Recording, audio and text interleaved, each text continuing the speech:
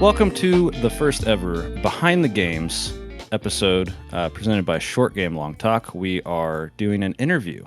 We've never done a straight up and down interview. We have a game dev joining us. But before we get to who that game dev is, I'm Eric, one of your co-hosts. As always, I'm joined by Jess, one of my other co-hosts, and basically always joined by our guest host / host, Chris from the Nerdlies. How are you guys doing today? I'm good. I'm so warm. I'm not Oh. used to Phoenix heat. Oh yeah, you just came down from it's snowing up where you're at normally. Chris, how are you doing this morning? Doing pretty good. It's overcast here. It's kind of nice.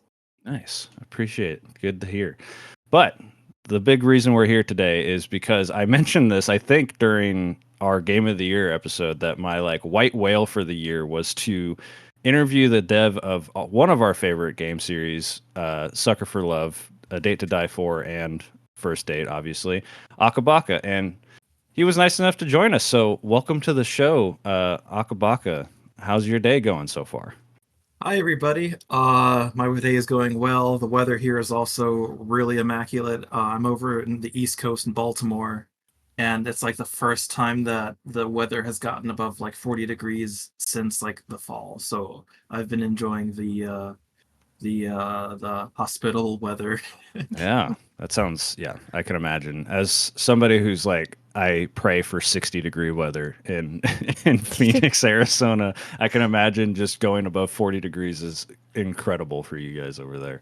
Yeah, we have these Maryland can be really temperamental when it comes to the weather. We often have fall seasons. We come out of the winter and then it just climbs to 70 degrees.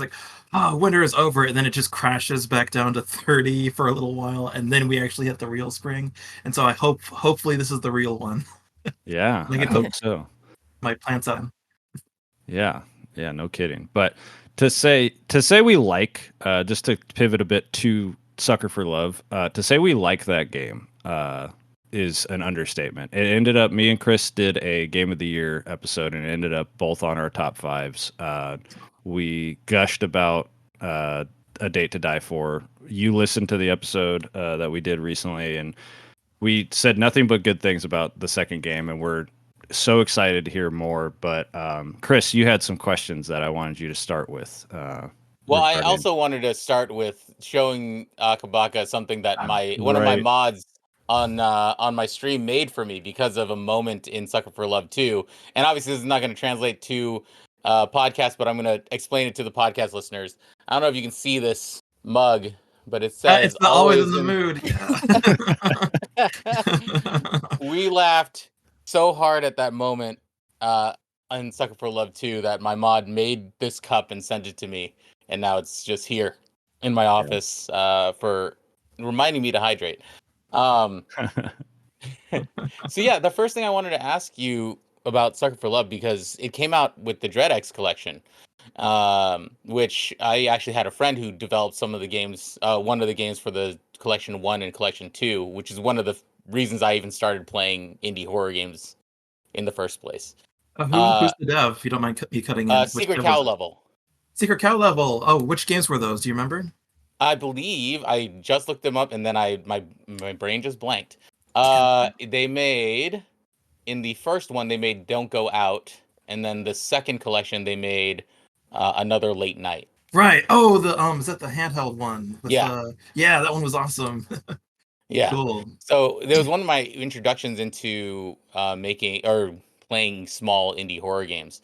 So it felt like, obviously I think you said in an interview, this is kind of like a game jam sort of situation. What about game jams helps you as a developer, getting into making games and developing stories in a small form factor? Yeah, so game jams are a really unique opportunity.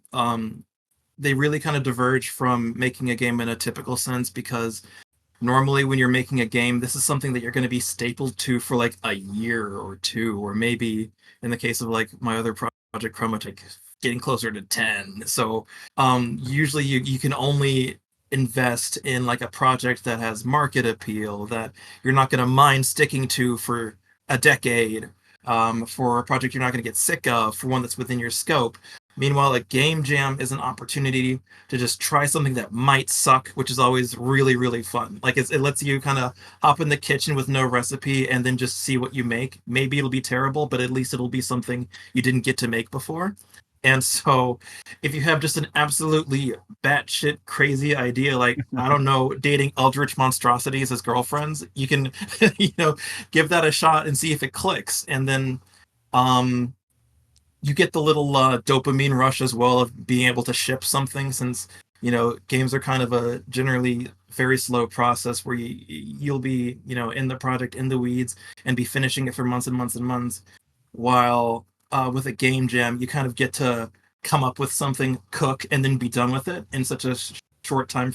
It feels really liberating, it feels really satisfying, and it's just a good opportunity to kind of show off what you've been up to or what you can do these days, to your peers, to your player base. And so, if I could just make game jams for a living, I would. Yeah, it feels like it would be very liberating. Yeah, I can imagine that when you enter in a game jam. Have you done any recently? Uh, I almost did the big mode one. Mm. I just ran to it was like I found out about it too late. The most recent one I did was for the Just Play Jam, which was within the last year or so. This was like a climate based game jam that was kind of all centered on collective action, kind of like Pikmin, like using Oh, a cool. bunch of people banding together to solve. My game actually submitted to two jams that had the same theme at the same time. It won one of them and then was finalist for the other. And it was like this Nice. puzzle solver. It's like this platformer where you're trying to solve puzzles, but every time you die, it leaves a recording of what you did the past life. So you work together with your past and like Cool. future selves to solve puzzles. And that was kind of a collective action idea that you're not always like, especially with things with like climate change and whatever sort of social progress you want to make, you're not always just working with the people next to you. Sometimes you're working with the people ahead and behind you as well. And so it was very Ray Bradbury inspired because I was reading that crazy at the time. But Mhm. that was probably the most recent jam that I've done. That's awesome. Yeah. So, speaking back on the Dread X collection, how did you become a part of that? Were you approached by them? Did you reach out to did you reach out to them? Did you see like a post or something like that? Because I feel like the Dread X thing came out. A bunch of the YouTubers I was watching started like picking it up, and like there was a couple standouts, and obviously Sucker for Love was one of them. So I'm curious like how that process came about. Yeah, so I was presenting my other game, Chromatose, at DreamHack Anaheim. It's a game dev convention on the West Coast. Hmm. And while I was there, the then producer at DreadXP had happened to come over and was trying out all the games in the indie alley. And he tried mine and thought it was kind of a really interesting setup.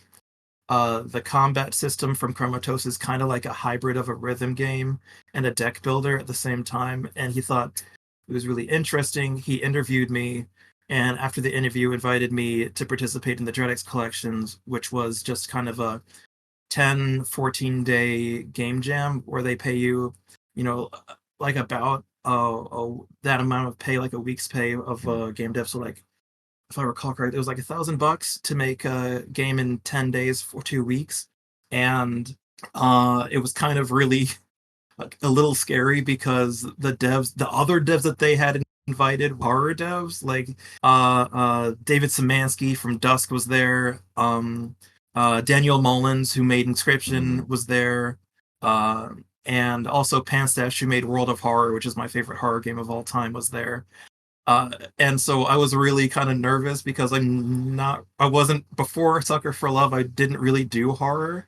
I didn't really play it. I didn't really watch it. And so I was kind of really nervous that horror games were just going to have some X factor that I didn't know about. And then my game would be the one that stood out as like the ugly duckling because I was clearly the guy who didn't know what he was doing in terms of making a horror game. But I think my background not being in horror actually ended up working towards Sucker for Love's sort of uniqueness. Yeah, it definitely stood out. That's for sure. Like that among the others, it seemed like you click on all these other ones and it's like first person hyper realistic horror or like a possessed computers type of horror game. All these, and then it's like you're gonna smooch female Cthulhu. Like okay, what Yeah. is this? And then I think we talked about it in our episode, but the small amount of horror that you touch on in these games is like just right, right? It's just enough to like keep you on edge, and it's not like every single thing you're on edge the whole time. It goes from like whiplash back and forth between like this is so funny, this is cute, and then it's like Roxanne or not Roxanne, Lynetta is like right in your face when you pull a book down, and you're like, oh my god, what the hell? Yeah. Yeah, that's Catches you completely off guard. it's a very difficult balancing act for sure. Yeah. Making sure that the funny parts are funny and the scary parts are scary and not vice versa. Absolutely. It just that's probably the thing that I had to tune the most during both games is being like so careful with where I make the jokes and so careful where I put the scares. Hmm. Because if you flip flop it and you have something scary be funny, it's neither, and if you have something funny be scary, it's also neither. Yeah. So like for the original the cultists from Sucker for Love 2, the Thousand, in the original draft, they were like comic relief. They were a bunch of kissless virgins in a cult of goddess of fertility, and it was hilarious. But it just kind of kept undercutting the horror at every turn. You just weren't scared of these guys, and Mhm. so I eventually had to play it straight and take out like half the jokes that I wrote for the first chapter, just because it just wasn't clicking like I needed it to. But you did keep it a little bit in that one scene where they're all hypnotized by a bikini Yeah, poster. that was too Yeah. funny sketch. Yeah, I kept it because it was too funny not to. It's so good.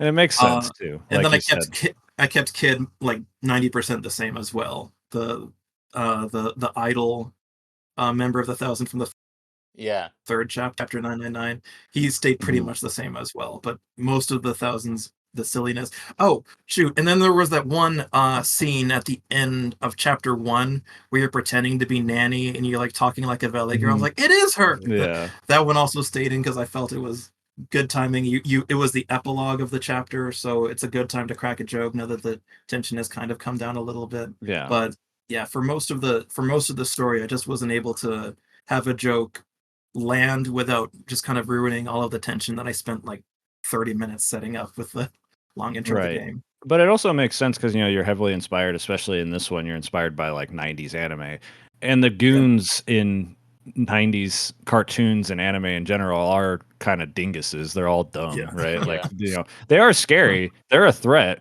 but they're also stupid. And I think it's totally believable that they would be kind of dumb like that. So they definitely were scary when they needed to be, and then fun. There's 1,000 of them, right? Like Yeah.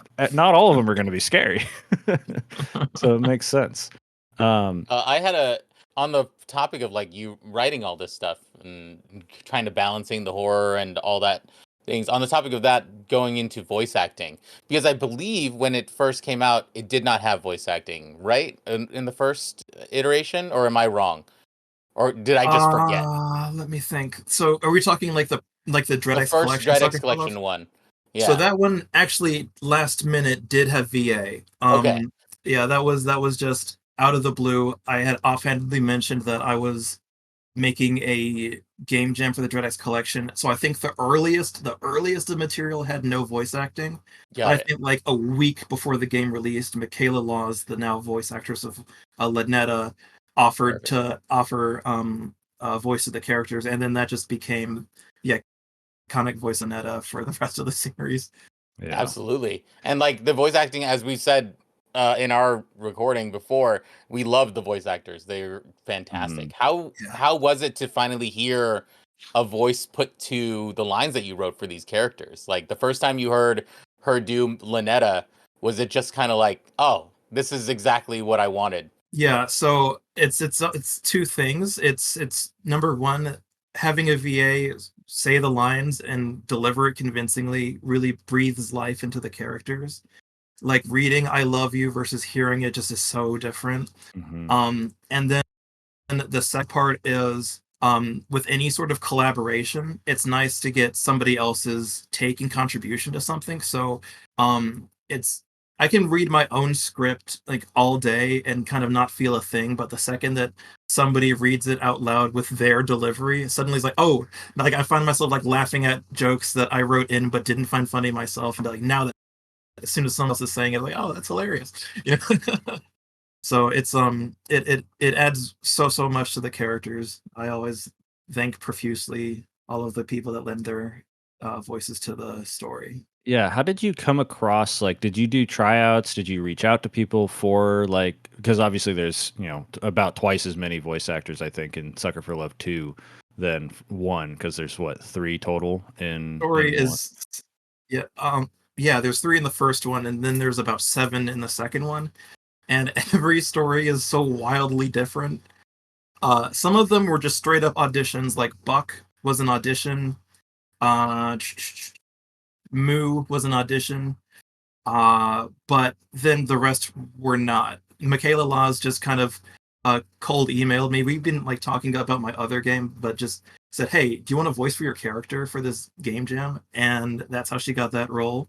Uh, So cool. I was looking for a certain VA for Nyarlathotep from Soccer for Love First Date. They weren't available, and I looked up another one, and they also weren't available. And I was like, okay, well, I've exhausted my entire just Rolodex of VAs. I wonder what these two have in common that made them work so well with what I imagined. And they were both female VAs that were older than 50, interestingly, like in real life. And so I just said, hey, Twitter, does any of you or does anyone know female voice actress that is 50 years or older? And then Lonnie Manila, the voice of Rouge the Bat, Ivy Valentine, just all these characters, like, what can I help you with? And then got like That's 100 so likes, and I was like, who is this? I looked, oh, she's everyone ever. Yeah. And then that's it's so sick. yeah, they're completely different. There's like two crazier ones. The other one is I the voice of Kid. He did he participated in like a fan dub of a fan comic of Persona 4 from 10 years ago or so, 15, 10 Oh years ago. wow. And as I was like making this character, I was like, you know who I imagine this character sounds like? This one side character from this one fan dub of this one fan comic of Persona 4 15 years ago. I wonder if he's still doing VA. And then I messaged him and I was like, hey, are you still doing VA? He's like, what the fuck? There's That's your lesson, crazy. everyone. If you go do fan projects, sometimes you will get another gig out of a fan project. Yeah. That's a big win. That's why it's there. I mean, it's all about just reaching out. That's how we got here. That's how we've done most of the connections we've had. It's just reaching out sometimes.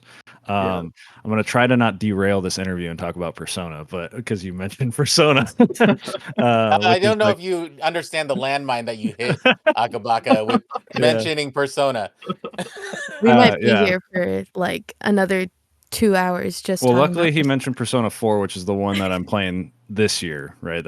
I just got into the series like a couple years ago. I played Persona 5 and then 3, then Metaphor, and then 4 is going to be this year. So but that is very funny. It is interesting because you mentioned like a fan dub, and obviously they are inspired by like big voice actors at that time and stuff. Because what I thought when we were playing, I was like, is this the voice actor of Gohan, like adult Gohan? So Yeah. when I thought for a second you're gonna be like, yeah, well, like he did a fan dub of Gohan for a second because he did a really good job, and I was like, and then you mentioned in our correspondence like before this that Roxanne was first time ever doing Yeah. voice acting, which is crazy. Like that blows my mind that how good she did.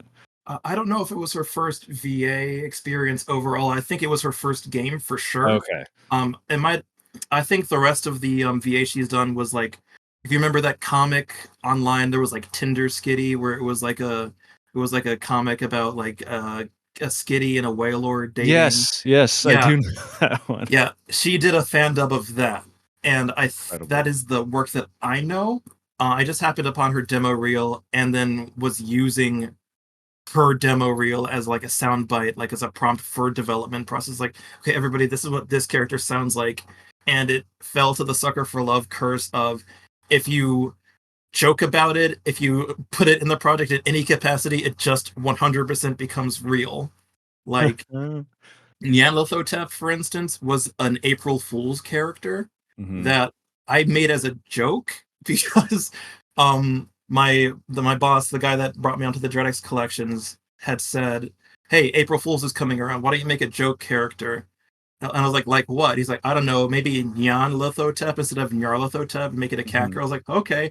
And then I just drew it, put it on Twitter. Hey, everybody, check it out. It's a new Eldritch God, Nyarlathotep. And then it got ate up, and people were like, put her in the game. And I now have just put her in every single Sucker for Love game because it is just the runaway breakout most popular character that started as a joke. And so there's a rule that we're not allowed to give anybody a gag name, not allowed to give anyone a fake character. We just have to assume if it gets made, it is going to be canon invariably, and there's nothing we can do about it.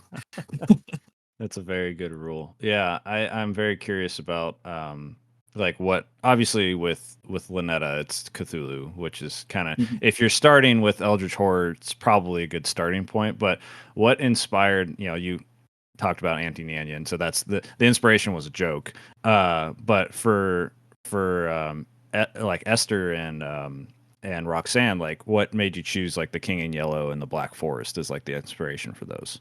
Yeah, so my background was mainly in anime, and so I know lots of anime tropes like the Hime-dere, the Tsundere, the Yanderes, and when I was going through the mythos, I was mainly looking for things that I could like hook up into like common anime tropes for things that make sense. And so when I was going through, I started with Cthulhu, and when I was expanding to more characters, I looked around at the characters that Cthulhu is related to, and I see that Cthulhu has a half brother. King in Yellow, and I was like, "Hey, wait a minute! Sibling rivalries and love triangles are super common in anime. Also, Hime-dere's like princessy, bratty characters are also really common." I was like, hey, I think this is something here. And generally, I kind of go through the mythos and see if anything looks at all analogous to like an anime trope or an anime story that I like. Like, Roxanne came in hot off the heels of the whole mommy stuff that's super prevalent on Couldn't tell. like everywhere Couldn't now. tell. Yeah, yeah, and so it's mainly just trying to find whatever I can find in the mythos that is related to pop culture or anime, whether it's mommy stuff with Roxanne or it's Hime-dere's or sibling rivalry, love triangles type stuff in anime. Whatever I find that I can lean onto, something that I like find that I recognize is generally what I go for. Nice. Yeah, that makes a lot, like that makes so much sense. You were just like, yeah, sibling rivalry.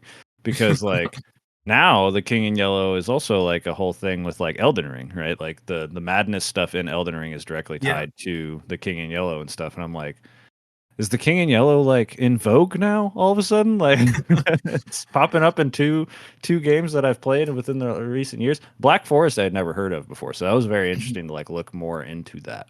So that was really cool. But just a complete side note with Roxanne, you've done plushies in the past. Is there going to be one of Roxanne? So that is a messy answer. I have a messy answer for this one. So Cool with uh me. the one with the merch rights for the time being is Dread XP. And we weren't able to reach an agreement for the plushies for Roxanne. Hmm. So presently there aren't any plans for that one.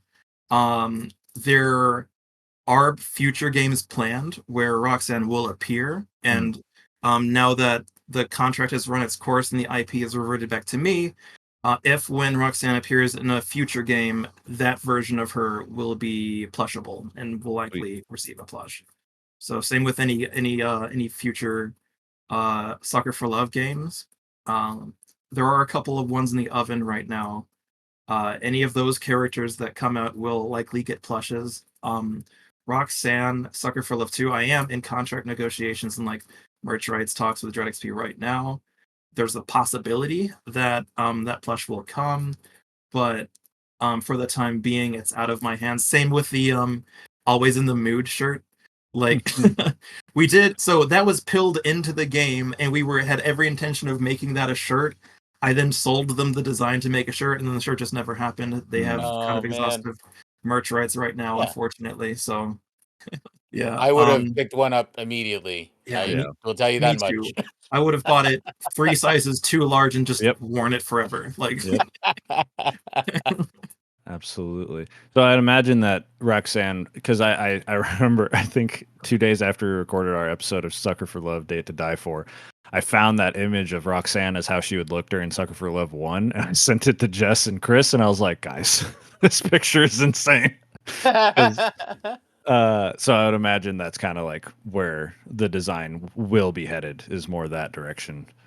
I actually have the design for so the game that's planned after whatever side stories I do is planned to be sort of like a Smash Ultimate. Everybody's here, so Yes. all of the Ooh, characters baby. come back. You got Lynetta, you got Esther, you got Nanathotep, you got Roxanne, you got. I'm gonna go for like all 40 of the characters that Oh, of the 40-ish of the yeah. gods.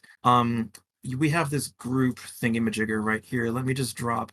That's Right. incredible. Those are to be back on record, showing us those art and concepts are incredible. Those are insane. Like I'm that's probably the coolest thing that's ever happened on here to like get a scoop and look into that.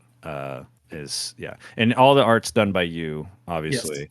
How long have you been making like art in general? Like, is it something you cultivated as a youth, or is it something that came into you later? Because I know you mentioned in the past you were in biochem Yeah. engineer and stuff. So, as somebody whose father was an engineer, he was like the worst artist of all time. So, like, I'm very curious how those correlated, and how that got you to where you are now.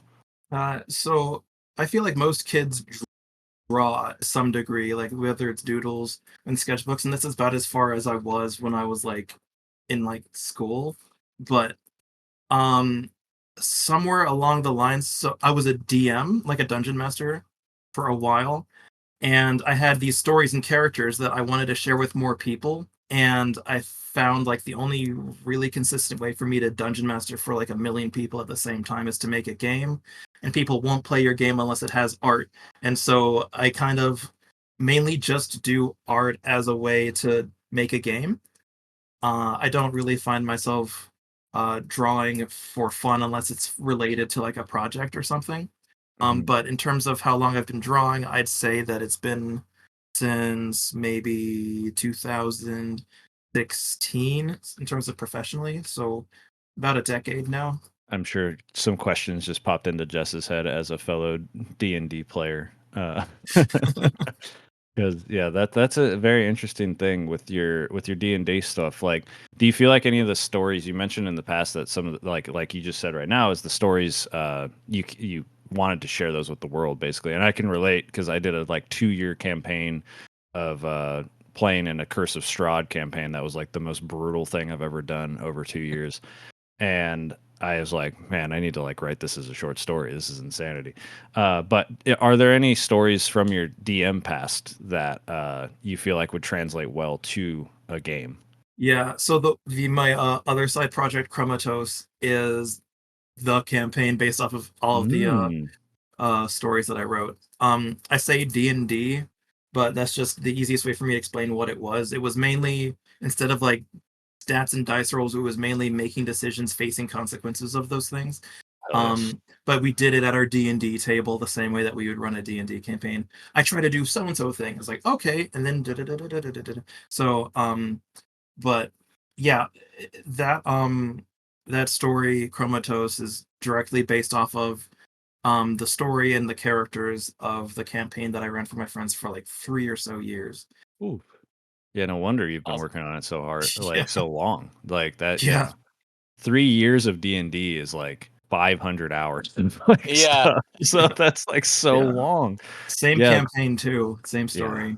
That's crazy. Yeah, the decision making thing, I realized that we did we covered Citizen Sleeper 2 this year, and I realized like that might be my favorite kind of RPG, is just like you make decisions and you react to the consequences. So like that type of tabletop RPG sounds like incredible because you're like, yeah, it's about making decisions and using what you can and your abilities and whatnot, and then seeing what happens. So if that's anything like Chromatose is going to be, which I'm sure we'll cover that in a little bit, that's very exciting because especially a 10-year like project, like it's you're ironing out everything, making sure it's right. So um but that does lead me back to I had some questions about Sucker for Love that we had unanswered questions. One of the smaller ones was the headless idol thing kind of stood out to us as being like, is this tied to something like a folklore thing or something like that?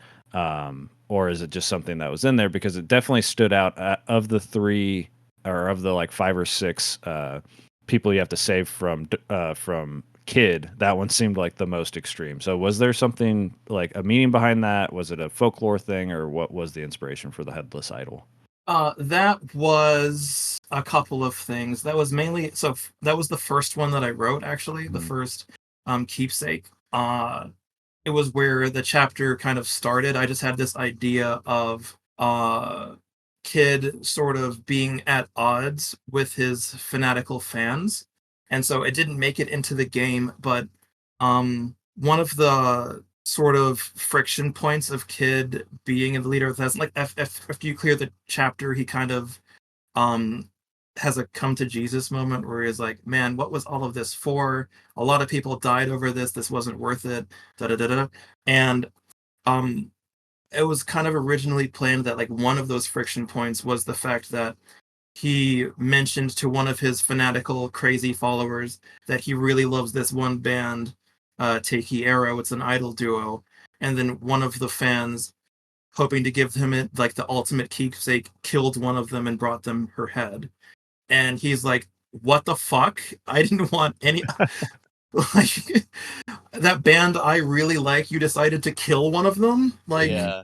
and so um like I think that was in the game that like there was a note tied to her hair, hey, for my beloved Kid, the ultimate souvenir. And it's kind of just a really tragic plot point for everyone involved, for Kid, for the fans, and also for the idol, who, when she goes missing because one of the fans had killed and abducted her, the second one comes to Sacramento looking for her and then gets the Sacramento stare and becomes a cultist. Mm. And so she was coming just to look for her friend, and when you reunite her with the now immortal head of her friend, they both lose their stare and they both get to leave. And Mhm. so, um, it's kind of bittersweet. I kind of liked the mouthfeel of that. Plus, there's some amount of shock factor to severed heads, but Yeah. in terms of gore and in terms of horror, I was one of the things that I was really trying to do was toe the line of what is horror and scary and gore positive, and stay away from what is horror, scary, gore, off-putting, Mhm. and generally are pretty relaxed about severed heads. Like there's plenty of media that have disembodied heads that aren't even horror, like Futurama, for instance. All the heads in the jars, that's not even a horror point, that's just a point Right. of comedy. Yeah. So I Yeah. figured that would be a good enough place to put in some horror that was still palatable.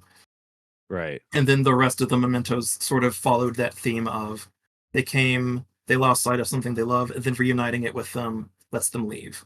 Oh, speaking of like D&D, because you obviously had like a lot of experience doing DM stuff and all that.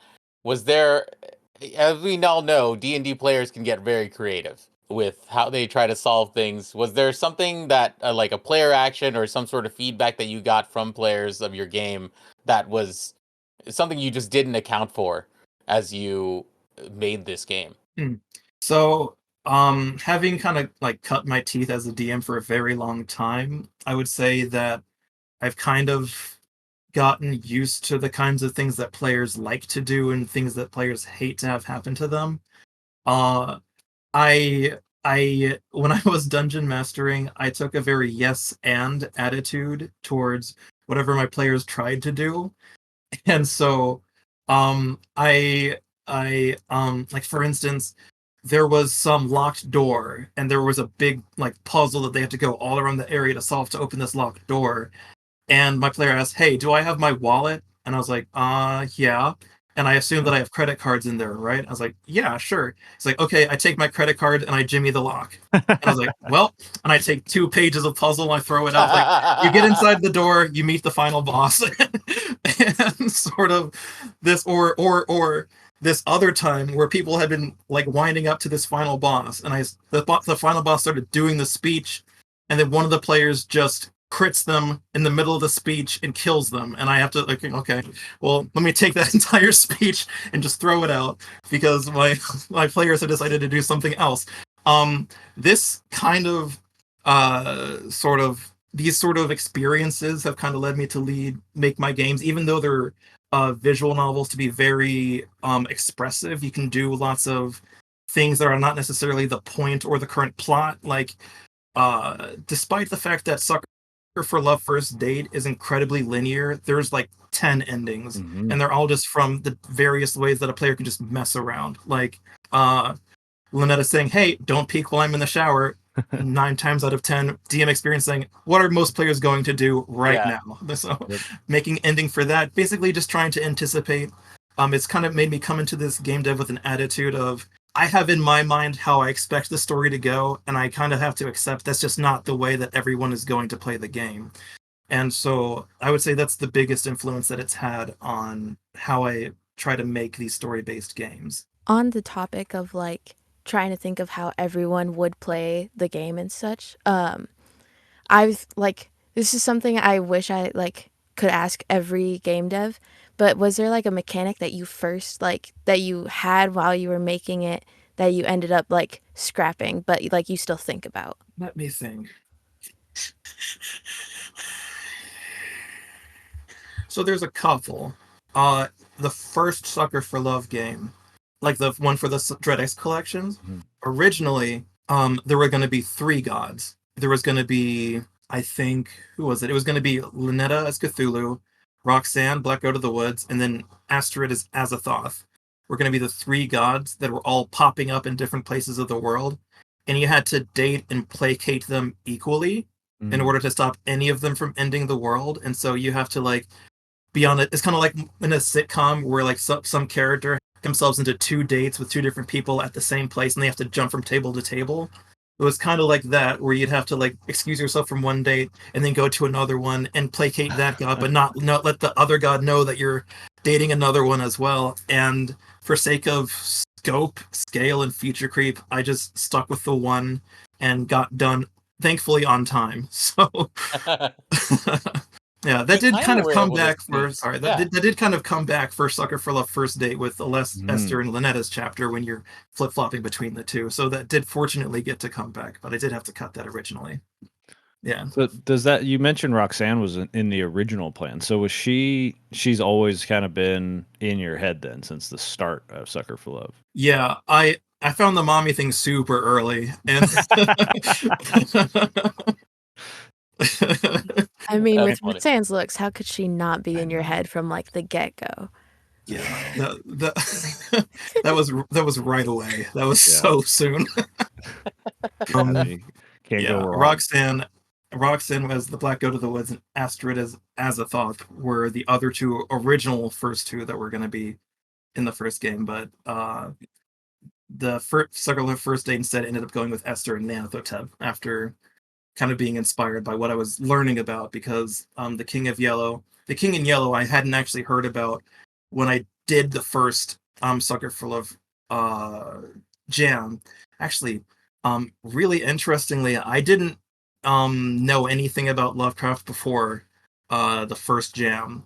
I knew about Cthulhu from this one episode of Billy and Mandy, but hell yes, that was like the extent of my knowledge on the topic. And so I swear I spent like the first 2 or 3 days of the jam just reading as much Lovecraft as I could to figure out what is cosmic horror, what makes it cosmic horror, because I was just so afraid of just getting everything wrong about horror, and especially Lovecraftian horror, which is kind of notoriously difficult to get right. I think Lovecraftian horror though itself lends it to like creativity by the author and creator, which is nice, right? Like as long as you get the vibes right, it like it's kosher in my mind, right? As somebody who really likes Lovecraftian horror and likes that vibe, there's so many different ways you can take it that it's like as long as it fits the vibe, that like I can praise a lot of the Lovecraftian horror aspects in these games because it's like, yeah, it fits the vibe, it fits the world. It is a little silly, but it's also like terrible at the same time. We're inside a giant cult, and like there is a giant There's a giant woman with a bat who broke her arm chasing us the whole time. So speaking of Billy, was the Artorias pose like intentional? Yeah, so that's one part Artorias, one part Vegeta.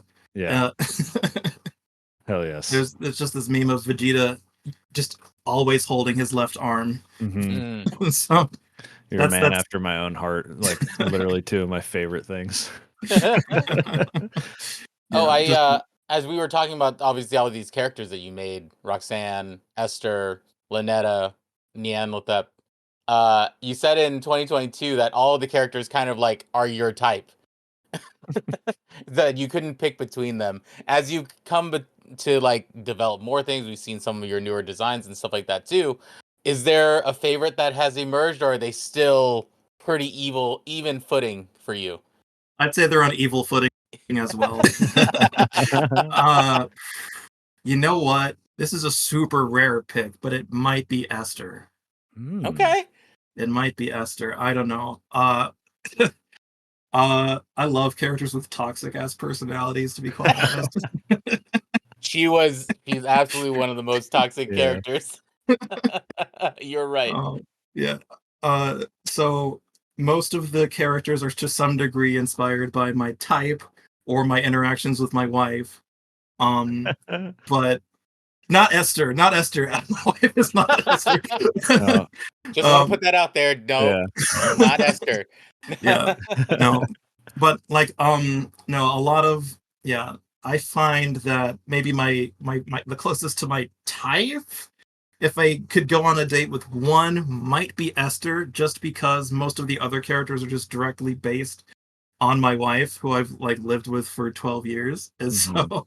so but yeah, no, Lynetta and Roxanne especially are super just inspired by um interactions with my wife, like the doodles in Lynetta's sketchbook, and also Roxanne's proposal at the end of Sucker for Love, Date to Die For, when she says that she loves you too. She finds herself so lucky that luckier every day.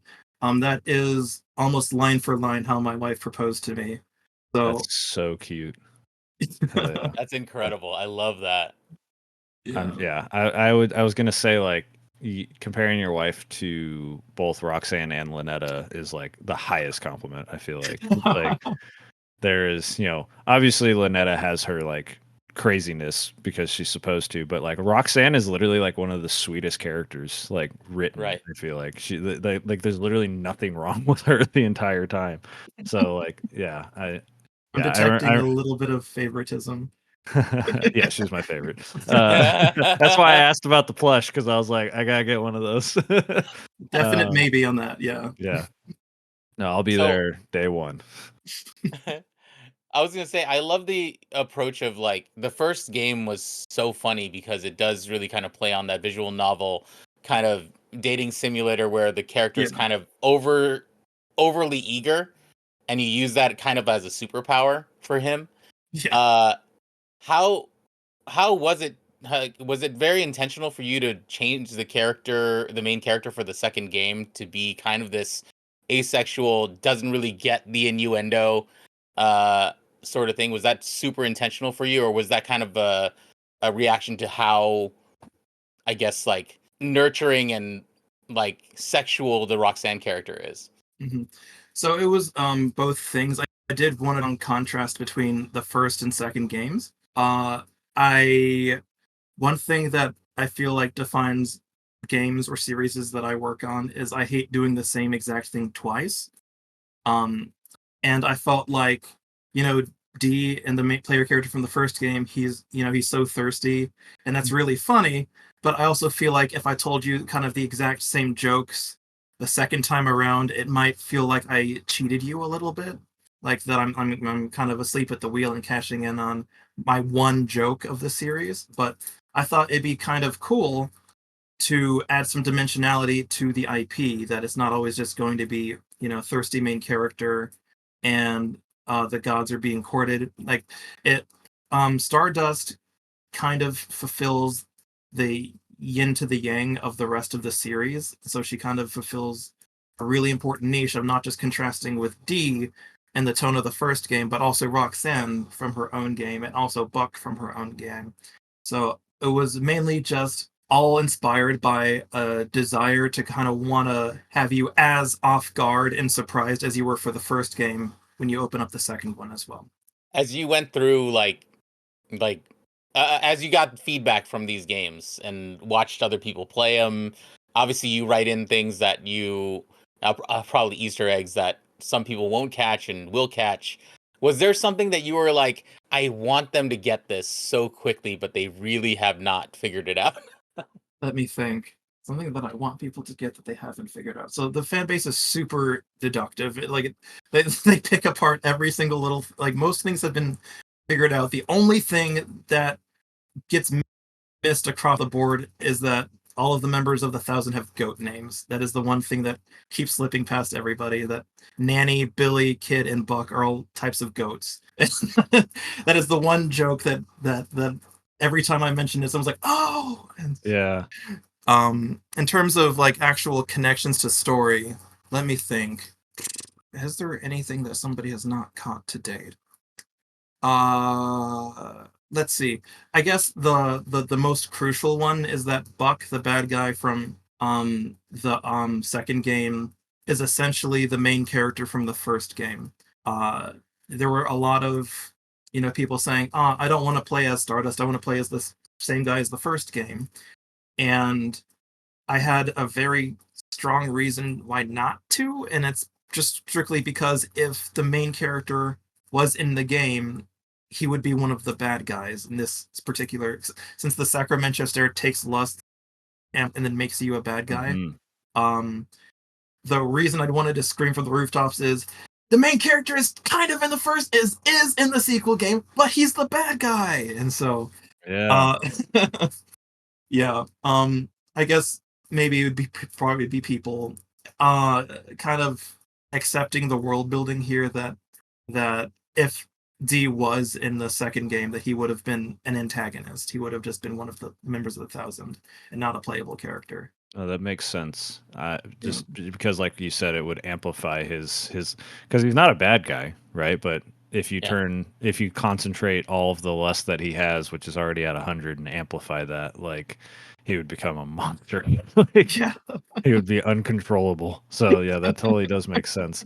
So just to elaborate on the Buck is Darling kind of theory. So is Buck like 100% Darling, or is it just kind of like what Darling would be if he was in Sucker for Love 2?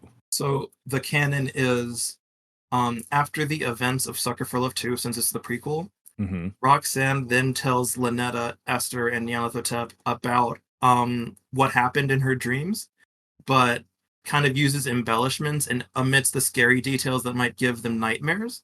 And so um Lynetta, then hearing about this story, dreams up Darling. And so Got it. Darling is Buck with embellishments and minus the scary. And so Okay.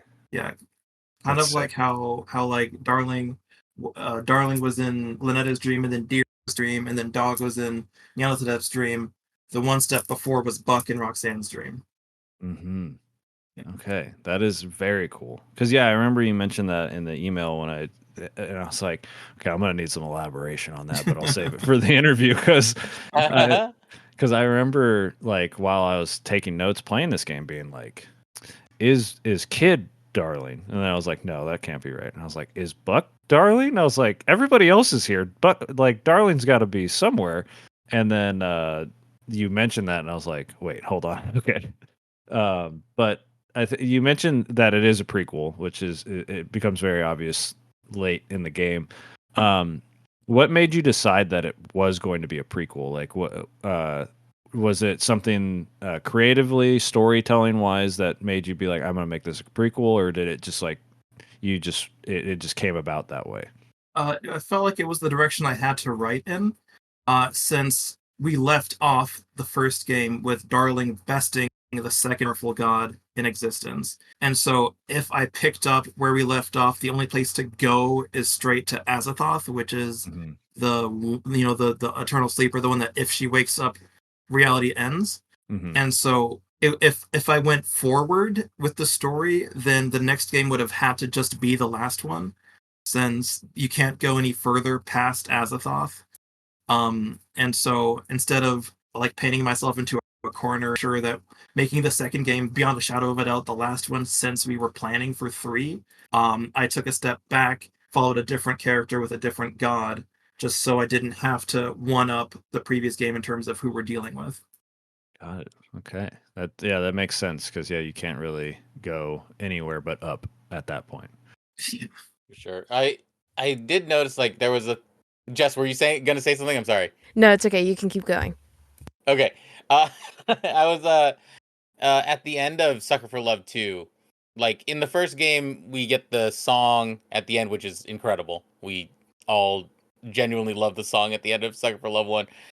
You kind of play the credits and then have to trust that not and you kind of trust that your audience is just going to stick with the credits and see the scene between Buck and Stardust.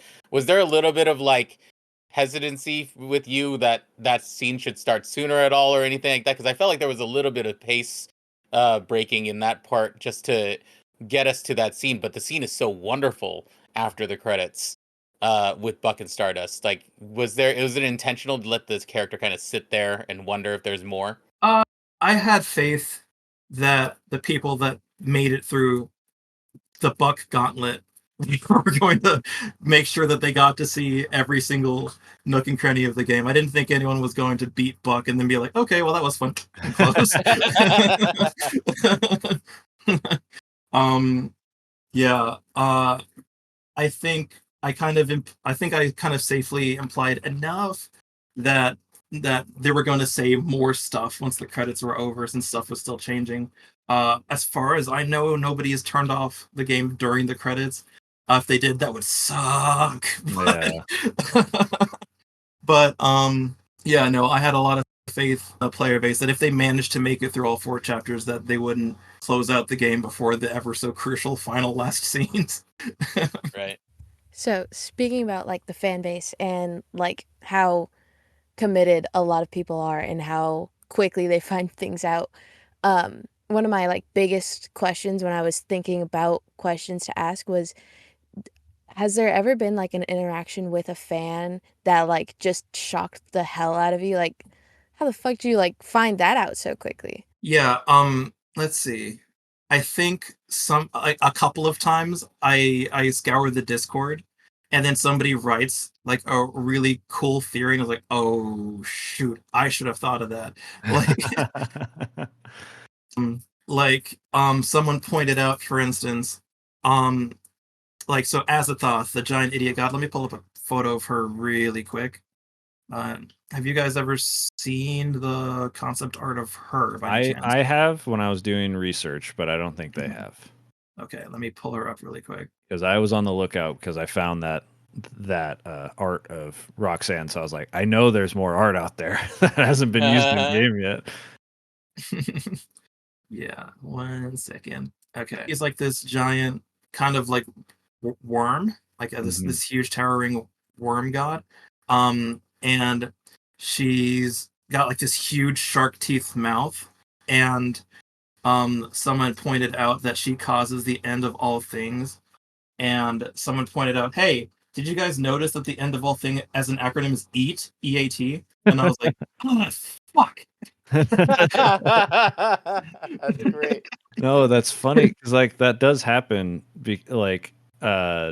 Somebody in the Discord for 1,000 Times Resist pointed out that like resist is an anagram for sister, and like everyone's referred to as sister in that. And Remy was like, "Ah, shit, I didn't think about that." So sometimes you just stare at stuff for so long, you just kind of separate yourself, and like you're like you're basically like eyes glued to it, so you can't see outside and see other possibilities when you stare at something for so long. It's like I'm not an artist or anything, but when I did used to doodle and stuff for like my own D&D characters, you flip it, right? You flip the image and you're like, oh, it looks awful because you've been staring at it one way, and then you flip it and it's a new image and you're like, oh man, I need to change everything about this. So that's really funny that So it's Yeah. not unique, right? You know, you guys developers stare at stuff forever and they find ways of being like, "Oh, Yeah. wait, no. I didn't even notice that." Yeah. And the only other time I think I was like really surprised by the fan base is the fact that I I anticipated this game maybe being big enough for there to be cosplays at some point, like fan cosplays, and so I put in a couple of characters that are very easy to closet cosplay, like Missy and Mhm. Darling. There have been more cosplays of Lynetta than either of those two, which is Yeah. Cosplayers nuts. love Like a challenge. They that love a is so challenge. nuts. That is crazy. Like with tentacles and everything. Like people are doing like latex prosthetics and stuff off of their face, and I'm like, wow. Just kind of going for the throat with just the most difficult one. Yeah. And so I thought that was really interesting. Yeah, I used to be a cosplayer, so if I have not done it in like 8 years, but if you put a character that has a beard, because I'm not gonna shave anymore. That's why I stopped. I was like, I hate not having a beard. If you put a character with a beard, I will probably do it at some convention. I'll come out of retirement just for that, because yeah, the characters the designs are incredible. Like what I want to see, I'm curious if anybody has done Stardust like with uh with the goat form, because that's like one of my favorite designs that you've come up with. Let's see. I don't think I might have seen one closet cosplay of Stardust. I haven't seen that many actually. Yeah, it screams like you just carry around a big bass and get horns with a beautiful afro and like the pastel goth look. Like that'd be incredible. Like Well, shoot, I play bass. Maybe I'll just closet cosplay it the you next should time I There you do it. go. Hell There you yeah. go. You're a gender bend of your own character. I have the hair. Just need some Yeah. horns and a bass. I'm starting to think maybe this was a self insert since Roxanne is your wife. Oh man, geez, we're getting introspective. So Stardust is probably um she's like my comfort character, I think. So I'm a very fearful person with deals with a lot of stress. And so I feel like if I just had like a Stardust in my room, kind of like a peace lily, just improving the vibes of my office, I'd just be so much happier. Mhm. Yeah, I mean that yeah, Stardust is literally a delight like through the whole some of the best line reads. And the best part is like, you know, as you're reading them, it's one of the only people that hasn't voice acted in the game, and like you're reading them and the way I read them was completely self-serious the whole time. So even when the dialogue was like hilarious, it was just like straight-laced the whole time. So it's just like such a good character, and yeah, I think we could all use a little Stardust in our life for sure. Yeah, yeah, I love her. Yeah, I wish I could be more like Stardust. Hey, I I'm mean, probably more like D. nothing wrong with Like, that though. yeah, this dude, I gotta put it into this next game, but I swear I need to put like a post-it note on his mirror of do one thing a day that scares you, and he just takes it literally. Yeah, that's really funny. That's Actually, really funny. I love that. that would work out perfectly. Just be terrified of all of the gods that they're trying to smooch, and it's like, well, they said do one thing, so it's very serious. It's very literal. It's very serious, very literal. Oh man. That's incredible. A quick question. The Sucker for Love credit song, we mentioned that earlier. Was that original for the game or was that something you found and then used for the game? Oh, the for Day to Die For. Yes, for Date to Die For. Yeah, that was an original song that was for the game. That song fucking rips. I love that song so much. And it's so funny because you're like, the game is really good, and then you're just completely caught off guard by like how good that credit song is. Like I was like, there's no way this song is, and I was like, yeah, it Yeah, every once in a while it just is stuck in my head. Like it's so good. yeah. The composer really popped off with that one. We were trying Yeah. to go for like circa 2000s. You're watching Toonami and you're watching a credits reel of like some Yep. old school anime, and I was like, ah, this feels so nostalgic. I feel like it's like the Ratatouille meme.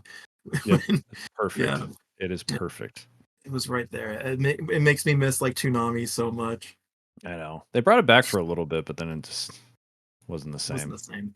the same. Crunchyroll is a thing, and there's just there's not a need anymore, unfortunately. But I would like if they did something like that. Just have like one of these Crunchyroll do like a weekly thing where they're like, here's 3 anime you probably will never have heard of before, and just like back to back to back. I would love that.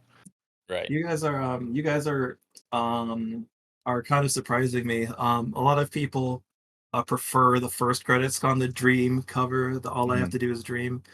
So it's always a delight when people either prefer or vocal about like pretty much honestly anything about the second game, because it was definitely really it was purposefully a huge divergence from the first one. So it's always, it's like, yeah, No, when people appreciate sort of when basically you let me cook and I'm glad you enjoyed what I cooked, yeah. basically. No, literally, I think the only thing we said that was better, like we loved the first game, but I think the only thing we said for sure was better in the first game was the credit song, and that's it. Like, because we just liked the linear storytelling, the focus on one character, the world building, the challenge, and the vibe of everything was just like, being able to run around and interact with things and actually have to, you know solve little mysteries and things like that. And it just, yeah, it was really, really good. Yeah, So, yeah. Oh,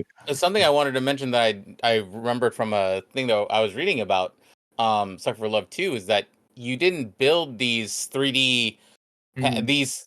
you didn't build the game in 3D. You built it all in this insane panoramic 2D. How was it trying to think about how to draw these rooms in this weird ovaloid pattern so that the character can walk around in it? That was probably the kookiest idea that I've had. um So I know Game Maker. It's the game that I'd shipped so far all of my projects in, and it just doesn't really handle 3D natively. Um, and I was just having this problem that no matter where I turned, I wasn't really finding um, like a precedent for what I wanted the game to do. If you look at sort of 2D exploration games, they're usually point and clicks where it's third person and you like click on a door and then the character walks to the door and goes in, mhm. or it's like a Nancy Drew game where you can't turn around in full 3D. You'll click right and then it'll snap 90 degrees and it'll Right. snap 90 degrees. Um, and I kind of really wanted to try to get a fake 3D effect so that you could smoothly turn around and walk around. And there were a couple that appeared almost immediately. One was looping. That was kind of super hard. The problem is that when you have a 2D image, like if you take a panoramic picture of your room, there's going to be half a screen on either side of dead space. Because if you look at the full picture, if you imagine a camera moving across it, there's on both sides, there's a part where you're looking at like half of the image on one side and then nothing on the other side, and then if you jump to half image nothing, half image the Mm. actual image. So I had to all of the rooms technically have 5 sides, where the last one is a duplicate. So Mm. you pan, and then you're looking at one of these walls, and then 1 pixel to the left, you snap to the opposite wall that is identical to this one. And so spatially having to figure out, okay, is this if this person is facing this duplicate wall, are they facing north, south, east, west? Because Yeah. if you open up the map, it shows you which way you're facing. And so having 4 ways you can be facing with 5 walls can sometimes be a little trippy. Yeah. Yeah. There was another really huge thing right off the bat. What was it? Uh, oh, right. It's that this planning out how these rooms click together was also something I ran into an issue right at the beginning, because I imagined like a home invasion horror where you're trying to sneak around your house and move room to room without getting caught. The problem is, in most Western houses, there's only 2 ways in or out of any given room, if that. So, like, Yeah. if I'm trying to get to the kitchen and I'm standing in the foyer of my house, and there's a guy standing in my living room, I can't get to my kitchen. Right. There's kind of no two Right. ways about that. I can't get around him. There's no way to circumvent it except by leaving the entire house, and don't want to try to do this 3D thing outside. That'll be crazy. And so the sort of solution that I arrived at was I was looking at a bunch of floor plans and I kind of realized that Japanese traditional houses have that sort of tatami room structure where you have a bunch of labyrinthian 4x4 doors with like 4 ways in, 4 ways out of any given room. And I was like, okay, now we're cooking. I think that I can make this work. And so Mhm. having this sort of 5-faced tatami room setup allowed me to start getting the architecture for how to move about this house. And then the only other thing that was like a Herculean task to get working is peeking through doors. Because there's like 5 different. So when you pull open the door, there's Mhm. about 5 different images that have to be something different depending on which room you're looking into and which room you're looking in Yeah. from. So if you're standing in the Ingawa, the door is different. It's the paper door instead of the sliding door. So that layer changes. Then there's a layer for a hazard if there's somebody hiding behind the door. Then there's the layer for an in-room hazard, like if someone's standing in the room and not at the door. Then there's the layer for what is actually in the room, like if this is the kitchen or if this is the dining room or if this is the bedroom. And then there's the layer for the background for what Yeah. is there a window on the wall on the opposite side? Can you see the sky? What is the weather of this chapter? And so um coding in every one of those possibilities was like so insane. There was like 50 different unique loadouts, like presets that had to happen. And so just coding that in took me like a month alone, and then playtesting it was also so crazy, like because Yeah. there's like all of those different rooms, but then there's about also 4 or 5 different completely different states for those to be in, because there's the house normally, there's the house during kids chapter when there's rot blooms on the floor in every room, Mhm. there's the house when it's burning down and everything is red and all of the assets have to be different, and then there's the house at the end of the game where it's day. And like every single one of those had a completely different sprite sheet, and so this just kind of became maybe the thing I ever spent the most time on was just making the house able to be walk aroundable and reflect. But yeah, it was still kind of exciting because there wasn't really a precedent for this formula, and if I find a way to do this maybe smarter in the future, I could be onto something pretty unique, especially Yeah. being able to do this in like Game Maker, which isn't a 3D engine. Right. Yeah. You created and solved your own problem, which is very interesting. Yeah, Like, game dev is basically that. It's someone put it really well. Game dev is like a who done it where you're always the culprit. That's good. it's That's always good. your own fault. Yeah. That's so funny. Okay. I have a And can I couple. just say, say just because you were talking about the map building. The first time you get into the game and you have to, as soon as I saw the animation of opening the door, I was like, this game is gonna be like mountains ahead of Sucker for Love 1 in terms of fear factor. Mhm. It just the slow slide, the sound effect that you chose for the sliding door too, like, oh, it's so good. I just wanted to compliment you on that.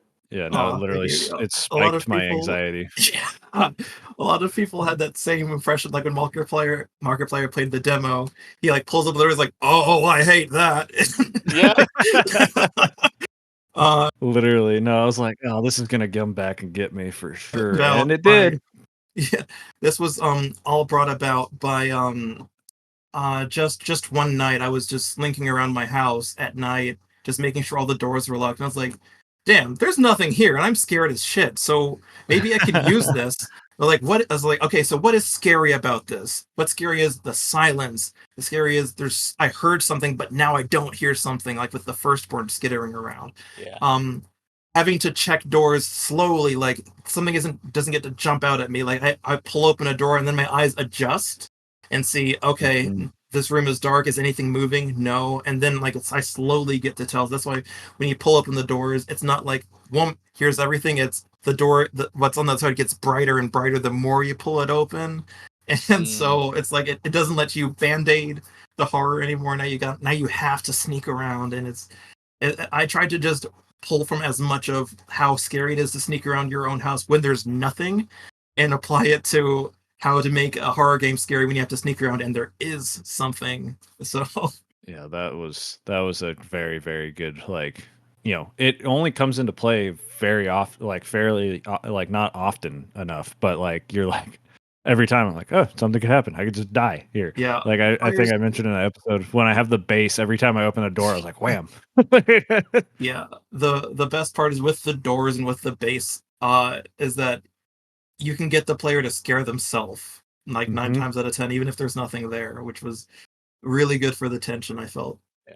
That's basically where Which I is felt. oh shoot, yeah, which is why I actually ended up cutting most of the jokes I said earlier. Like, and like in the first chapter, I had like 5 or so different gags where you pull open the door and then there's something silly, Mm, like like you're going into the kitchen and there's like a cultist on a snack run. And he's like, "Ah, shit." yeah, But which is funny, yeah, but it cuts the tension. yeah. Yeah.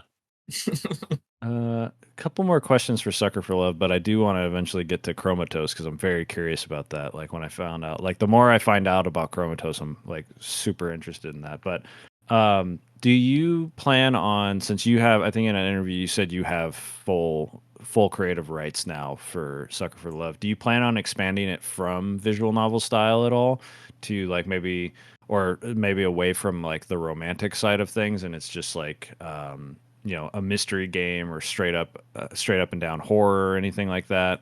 Do you plan on expanding the genre itself? Yeah, so I'll generally stick to visual novel likes. I'm already kind of up against the threshold of what is a visual novel, I feel, especially with like the last one with moving around this house and doing these rituals. I don't like doing the same thing twice, so we'll probably see something completely different for the final game and for future games. I'll probably stick to the visual novel plus puzzles plus role play game sort of aspects for most of it. But I would definitely say that it's safe to say that I'm probably not going to do the same exact setup ever again for any Sucker for Love game. I hate doing the same thing twice. So Hey, it worked out well, the first the time. last one, of course, is going to have to be yeah. The first one's going to have to be completely different since it's now going to have like 40 gods. I won't be able to tell the story in the same way with the same mechanics, and I generally start there. So I kind of decide what I want the story to be, what I want the gameplay to be like, and then I pick and choose the mechanics that I need, and only those ones. So, um, I think, yeah, like just as an example, the, the my producers were under the impression that there were going to be like mini games and like personality stats like there are usually in dating sims, Mhm. but that didn't really I didn't really have a need for it. It didn't really serve the story, and so that mechanic just didn't exist. And even some mechanics present in Sucker for Love 1 did not end up in Sucker for Love 2. I am I did mention I have like a Sucker for Love game in the oven right now, and for instance, that one does not have a spell book in it. Mhm. For instance, so um, the Sucker for Love will just kind of go through all sorts of different permutations, whatever I feel will serve each individual story the best. Yeah, I mean that makes sense. Like it's like I said, Lovecraftian horror is very flexible, so it doesn't have to be the Mhm. same every time. It can be completely different. Um, I didn't even think like as somebody who does enjoy like dating sims and visual novels, like I played the hell out of Tokimeki Memorial like recently with all the different like stats and things like that and the randomness of like I leveled up this stat to a certain amount, so I met this character and whatnot, and each playthrough being a little different. I didn't even realize like yeah, there isn't any skills like any stats like that in the game, which maybe it could benefit in the future, but like you said, it can be everything's flexible. So I'm very curious where you'll end up going with that. Okay. Any other questions that we want to ask about Sucker for Love before we go to some Chromatose questions? I think we're ready. Okay. Oh no, I do have one. What is can you answer this because I think you've been asked this a lot before. What is the purple door exactly? And when do you plan on revealing what that is? I plan on revealing that for the last game. Okay. Yeah, it's Cool. it's it's so the purple door is kind of hyped up a lot. I'm worried to say that it's not like it's not going to be like a huge like twist or anything. It's just foreshadowing that it's going to be something at the start of a future game. Okay. Yeah. I mean, I'm just excited to find out what it is. I have no expectations behind it, but just the fact that we like, I think we looked it up live where it said like in the Discord, you said it has nothing to do with Sucker for Love 2. And we're like, what do you mean? It's in the What do you game. mean? So I think regardless, it'll play out well. But yeah, I just realized I had that it's like the smallest question on my list. And I was like, oh, wait, no, I still have that. Oh wait, actually, that was something. Sorry, you asked a question earlier. Something that I wished players got.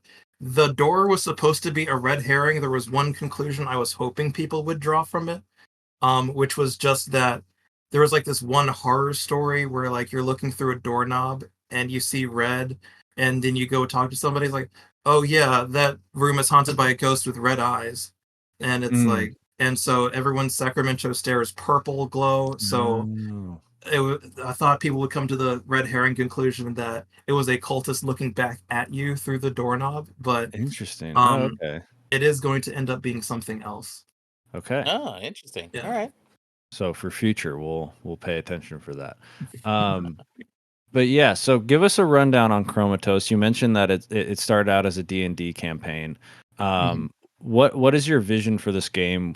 Like play wise, is it going to be because the vibe I got from trailers that have been out there and description is kind of similar to like a Danganronpa style game with the mysteries and many characters and all this kind of stuff.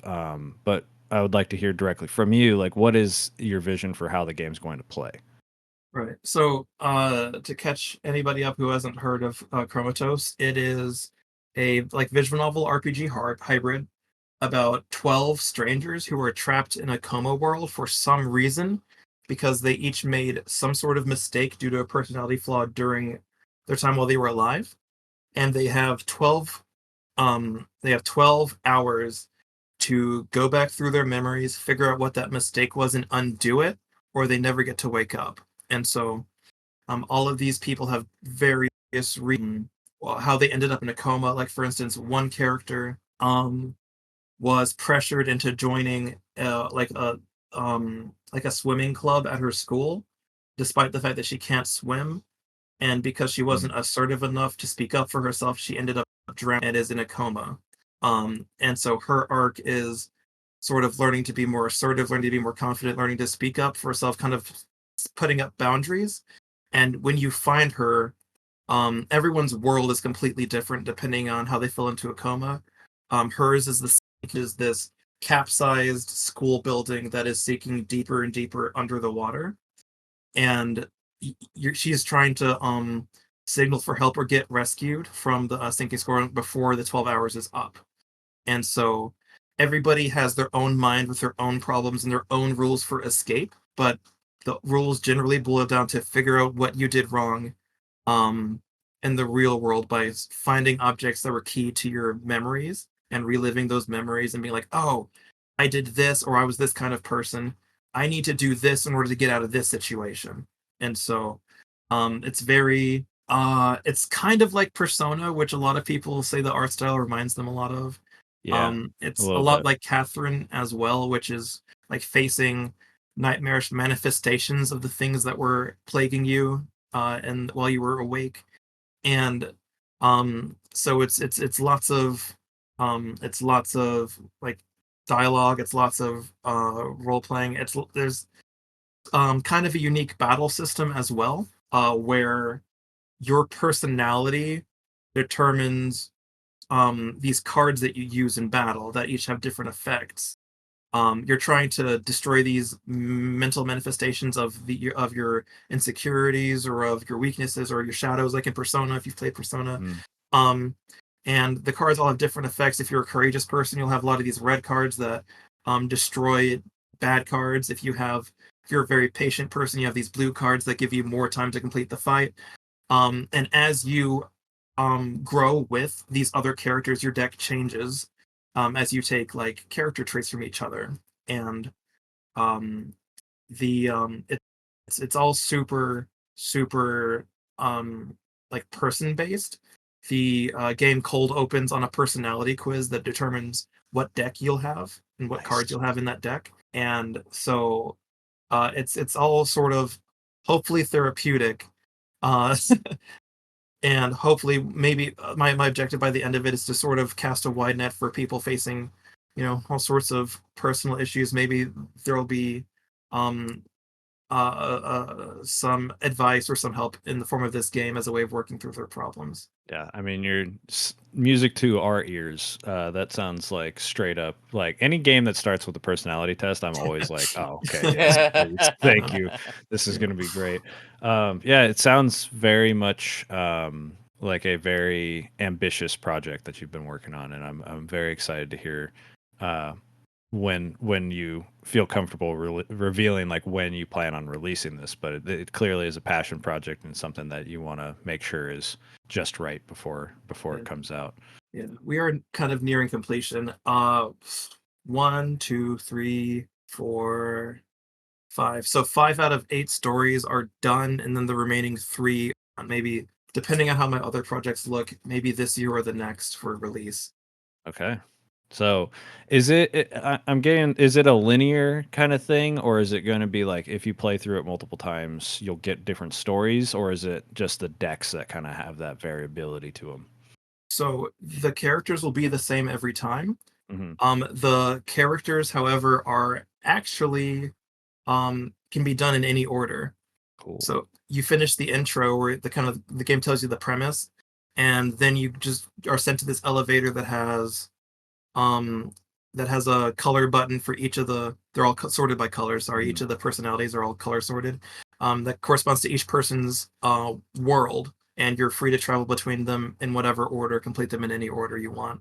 And the objective is to hopefully rescue all of them before time runs out, which is time only passes when you heal in this game. So you're trying to Okay. manage your health and trying stories with only a limited number of heals. That's yeah. This seems super cool. I'm very excited. It's like it'll As you be described that, I just realized why it's called Chromatose. Yeah. Yeah, because they're in a coma and it's color coded. Yeah. Yeah, yeah. It's I a love good it. I love name. that. Yeah, Oh it's my very God. Yeah, exciting. every game I make is a pun. If I ever ship a game and the title isn't a pun, the real me is like dead in a ditch somewhere. You know what's funny? I was talking to a friend that this is unrelated to your game, but related to game naming. There was a demo for a game called Blueprints, and it is like a puzzle game. You can have a deck of cards to make a house, and I connected it relatively quickly that it's Blueprints because PRINCE, but it's a game about blueprints on Oh, a gotcha. house. Mhm. And one of my friends was like, it took me till the end of the demo to figure out that that was why it was called Blueprints. Yeah, I feel like so many games nowadays, like they have to have a clever name like that because there's so many, you know, eventually you get these games that just have like super long names or they're very catchy or they have a hidden meaning like Chromatose, for example. Or you can just be like a game about digging a hole is the title of the game. Yeah, You know? yeah. Yeah. Yeah. So, That's also like the post-ironic names are doing really well, like Untitled Goose Game oh and hell yeah. Game About Digging a Hole. Yeah. It's always good. It's the same problem that like light novels have, right? Yeah, Right. they have Super the long verbose. yeah. I'm trapped in a dating sim and whatever, how long that goes. I love that anime and I want to read the light novel, but like the light novel title is like a paragraph long. Which one? Um it's let me see exactly what the full title is. I'm trapped in a dating sim. The world of Otome games is Is this the one? Yeah, The World of Atomi Games is tough for mobs. Like and that's not even that long compared to a lot of them. But it's becoming that for video games too, for indie Yeah. games that don't already have a presence, right? It's like you got to get noticed somehow. So here's your super long title. Yeah. I That's exactly what it is. Yeah, I've got like a game ideas list, and one of them, like, I'm hoping for a relevant jam so I can make this and be done with it. But it's like a parody of like light novels set in video game worlds. It's like, help! I'm trapped in a video game world and I'm not the main character, and this title is needlessly verbose. And I love that. Love Yeah, that. that's Great. super good. That's like the everyone's seen those mobile game ads that are not actually the games. So right, yeah. there's that game that came out that's, there's two of them now, called like, yeah, you want those games here, we made the real ones or whatever. It's like super long.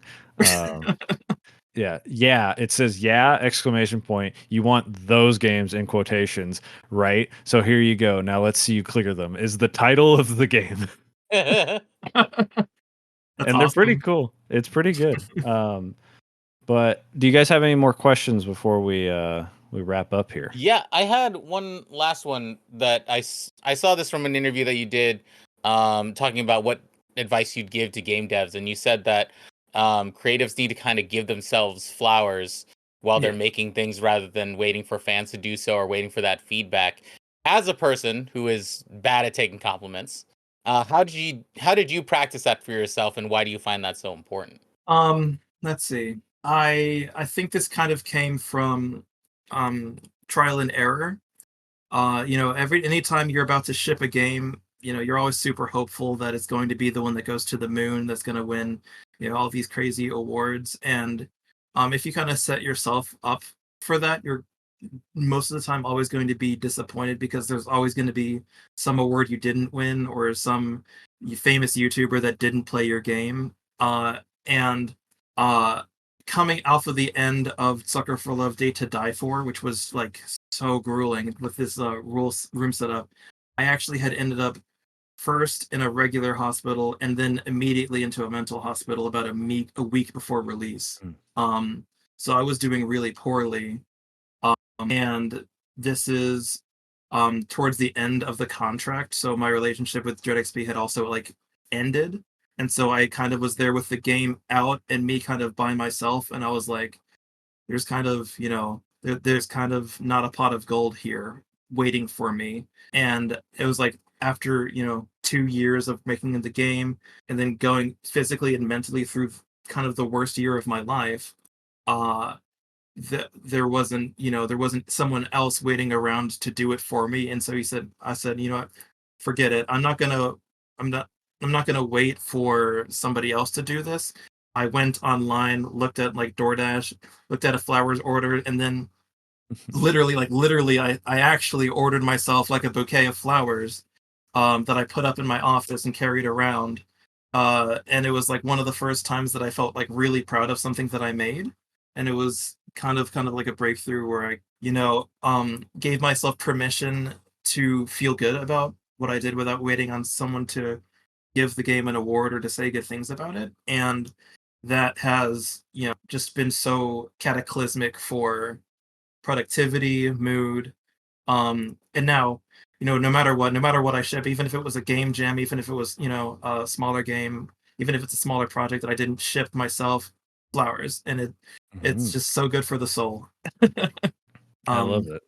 yeah, it's so important, and it's self-love that, creatives can really forget to give themselves just across the board. Artists, composers, game devs, anything. It's really important to, be, the best way to guarantee that you get your flowers um is to make sure that you give them to yourself. That was probably the best advice that I could give to any game dev or any creative, is make sure you do that. And then the second best advice is make a small game, please. Yeah.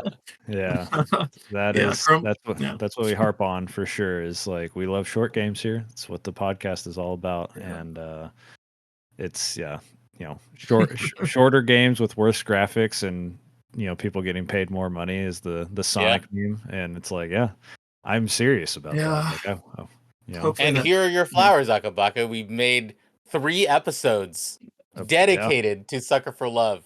yeah, yeah, Almost, Hey, I think, if we calculated it all, almost 4 hours, 5 hours of content. yep.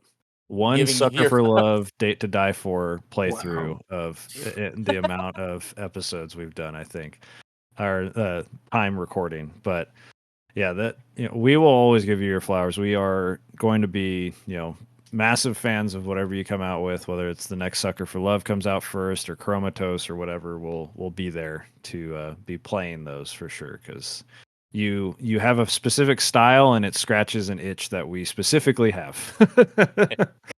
And then all of the VAs that also tuned in to watch your guys' podcast, they all loved what you had to say. Oh, that's great. Well, yeah, we'd love to talk to them too. Like, I think, getting a perspective from a voice actor, like I'm obsessed with like identifying voice actors and things and like the whole, there was that documentary that John DiMaggio did called I Yeah. Know That Voice. And it's like one of my favorite documentaries ever. And it like really opened up my eyes to like how many voice actors I've like loved my whole life. And like, it's one of the reasons I like specifically play like I like subbed anime and things like that, and I love subs in video games, but I love playing games in English because I can be like, oh, that's this character from this anime that I know. Like it's a fun little mini game within the game. So yeah, like everyone did such a great job. Obviously, you did an amazing job with the writing and the art and everything, and working within your constraints of your development tools to make a huge game that you described earlier. And on the surface it looks very simple, and then you described it and I was like, I have a headache. Like yeah. The it is not for the faint of heart, but it was I'm still here. I still find it very rewarding. If even if nobody was playing these things, I think I'd invariably still just be making them. It's just too much fun. I also love VAs, and one thing that I'm hoping to do maybe with the future Sucker for Love game that'd be really cool is have have English sub and then a Japanese dub, like have it backwards, where the game is released in English and has a Japanese dub, like yeah, that would be so sweet. completely that'd be 180 the sub versus dub argument, where the English is technically the original and then the Japanese is the I sub. love that. Cool. Yeah, I think that could really put the aesthetic of the 90s anime really over the top if I did that. Yeah, absolutely. Yeah, you could even do the like the subtitles are still in Japanese, but the voice acting is in English kind of thing. Like all that kind of stuff. That'd be awesome. Well, I don't have anything else to ask. Do you guys have any remaining questions? All right. Here. So, well, thank you so much for joining us, Akabaka. Where can people find you online? Where can people find your work and all that? I know you're kind of spread out through all the internet, so feel free to plug wherever. Yeah, the best places to track me down are probably on Twitter. I'm just there as Chromatose Dev, CHROMATOSE Dev at just on Twitter. I'll come up as Akabaka all the same. If you search for Sucker for Love or Akabaka, I'll likely come up. And between Twitter, Blue Sky, and then the Discord that's linked on Twitter Hangout. So if you want to stay tuned for updates, definitely check out those places. I update on all of my IPs pretty regularly. And there's some more exciting projects coming down the line, so definitely stay tuned for those. Yeah. All that will be in the show notes as well, so people can go click and find those pretty easily. But Jess, why don't you hit us with our socials and where people can find us? Or Chris, should you go first? Yeah, Chris should go first. Chris should go first, right? Chris, I forgot you're not just a part of this. Yeah, I'm not just a part. I'm Chris. I'm at the Nerdlies on pretty much all the social media platforms. Streaming on Twitch Tuesdays, Thursdays, and Sunday evenings, indie horror games and other variety games. And yeah, we have a Discord as well. Come join us. I'll also be there on Wednesdays. We're going to be, by the time this comes out, we'll have been playing Split Fiction on Wednesdays together. Yes. So that'll be fun. Yeah.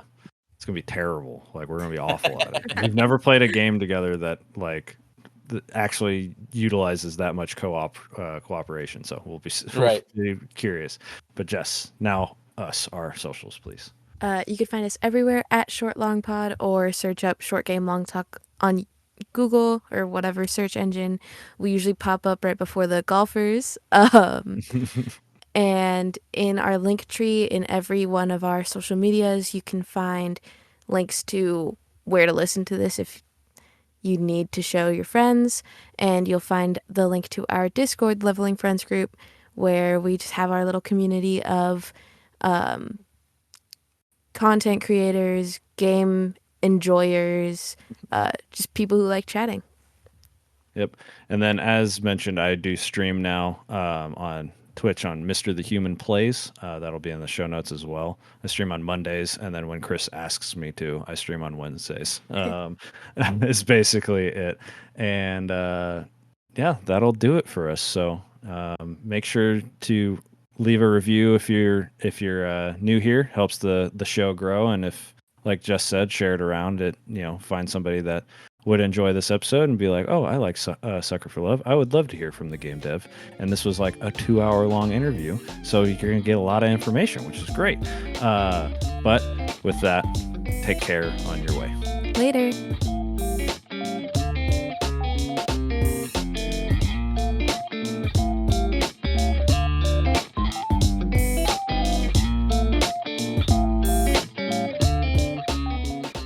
What have you been playing? I've been playing Split Fiction. Oh, really? Nice. Oh, yeah. Yeah. I've been playing Split Fiction and Monster Hunter, the new one. Hell yeah, me too. Wilds, yeah. So I'm gonna do basically right after we're done here. I'm gonna play Monster Hunter. I'm just gonna play that for a couple hours. What weapon do you use? Hammer is my go-to. Giga Chad. Yeah. Just Ultra Bonk is basically what I'm going for.